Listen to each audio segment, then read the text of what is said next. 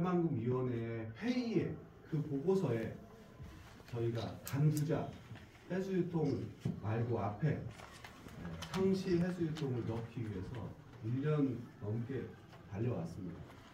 그리고 상시 해수유통을 확정하지는 않더라도 실제로 관리 수위에 대한 유연화를 통해서 살릴 수 있는 갯벌과 바다를 복원하는 쪽으로 기본계획이 변경되었으면 하는 그런 바람으로 1년 넘게 달려왔고, 그 결과가 5월 1일 날 발표가 된 것입니다.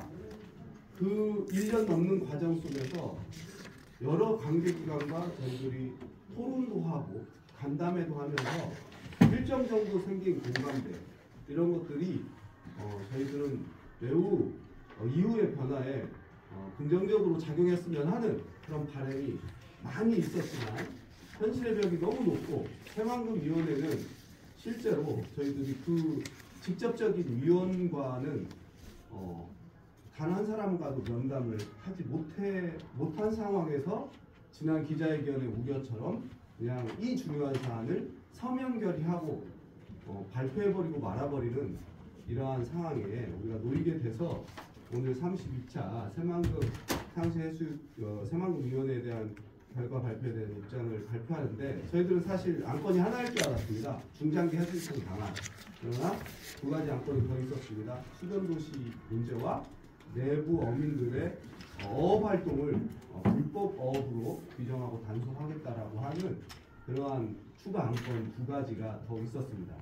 물론 가장 중요한 것은 새만금 상시해수유통에 대한 방향성이겠지만, 저희들이 새만금 상시해수유통의 방향성과 수변도시 그리고 수산업 복원이 다른 문제가 아니라 하나로 저희들은 연결된 문제라고 봤는데, 이번 새만금위원회의 결정은 영구적인 해수유통을 결정해놓고 수산업에 대해서는, 어업 활동에 대해서는 오히려 우리 지역 어민들의 바람을 너무 일체 무시하는 불법업의 단속으로 이렇게 결정을 해서 매우 유감스럽게 생각하는데, 오늘 기자회견 순서는 방금 말씀드린 이런 취지로 기자회견을 한다는 취지 설명과 그리고 인사말, 입장 발표, 지역 어민들의 발언, 질의응답 순서로 진행하겠습니다.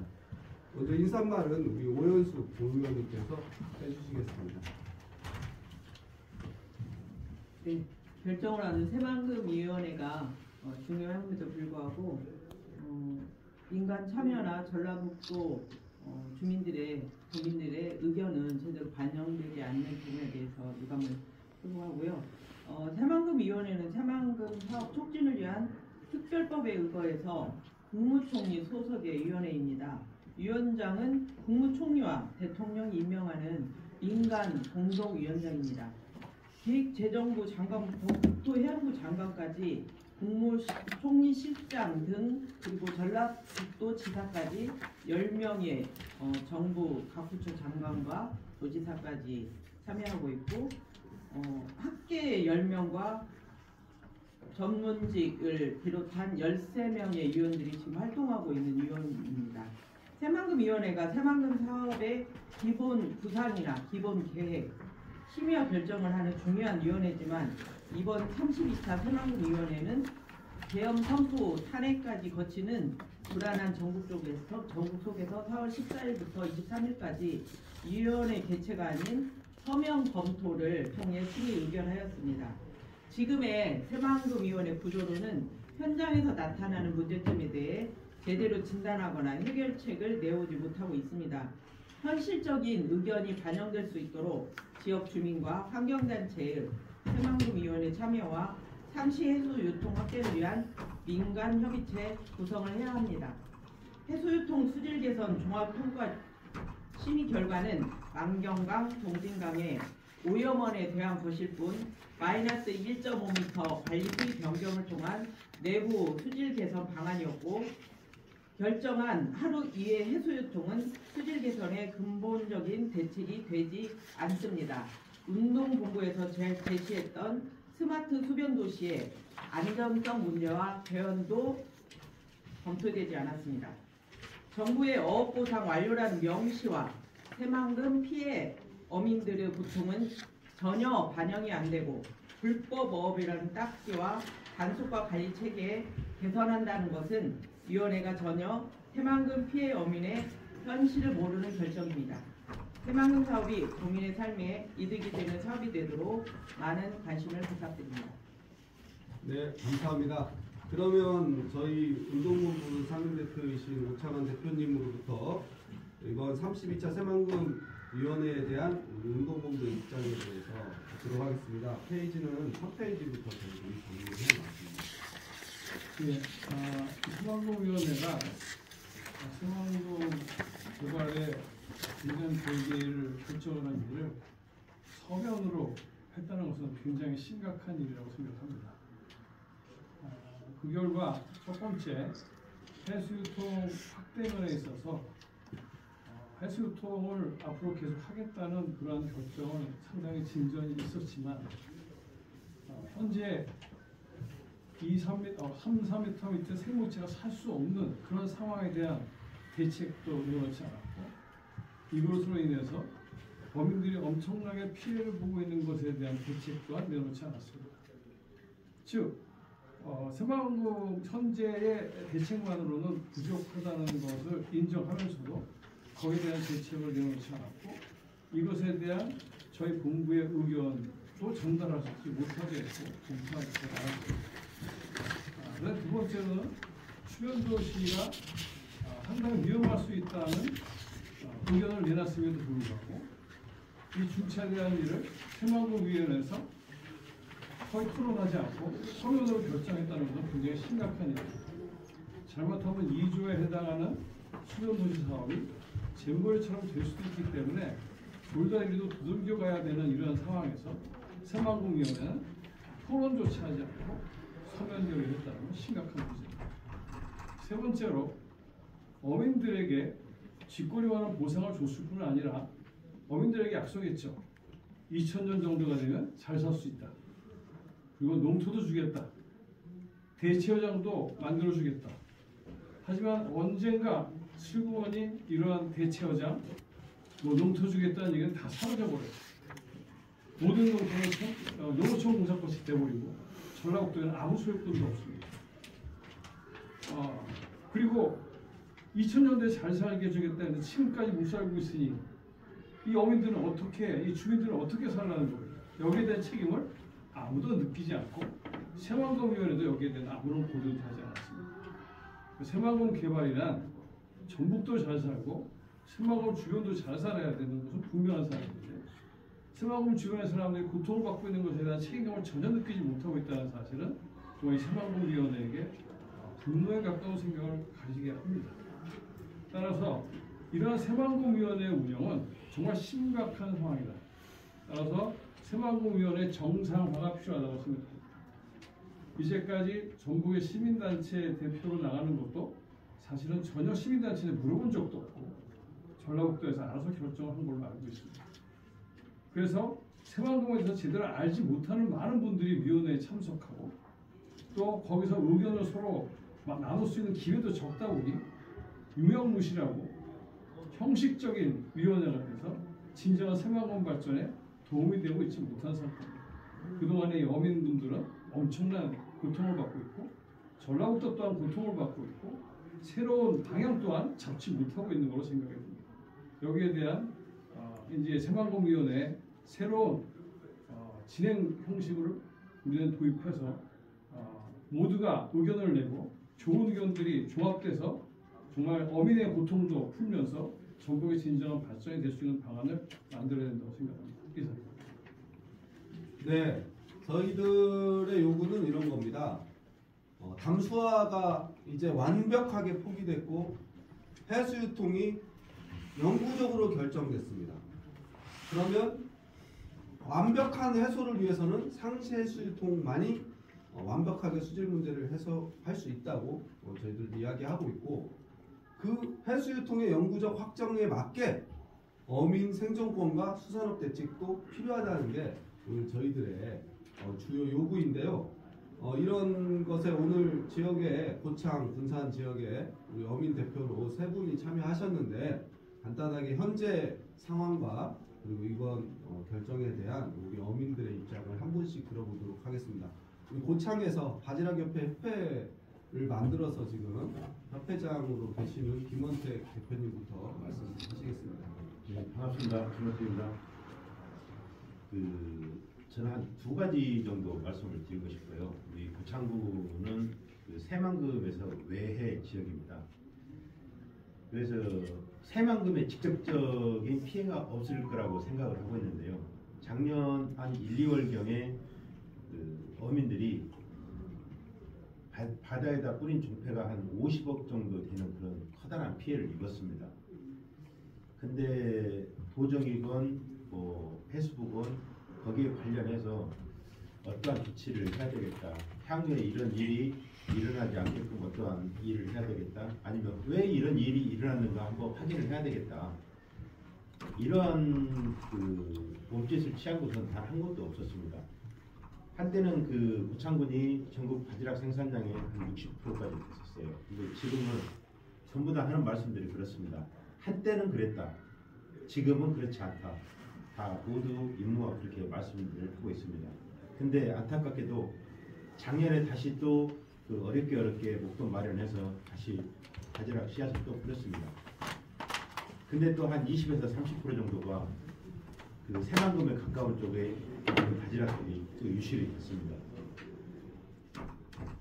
작년에 그렇게 힘든 일이 일어났을 때 어떠한 대책을 찾았더라면 우리 어민들이 누구를 믿고 의지를 해서 다시 한번 도전하고 이렇게 했을 텐데 이제는 누구를 믿고 누구를 의지하고 하늘만 믿고 지금 양식을 하고 있는 그런 실정입니다.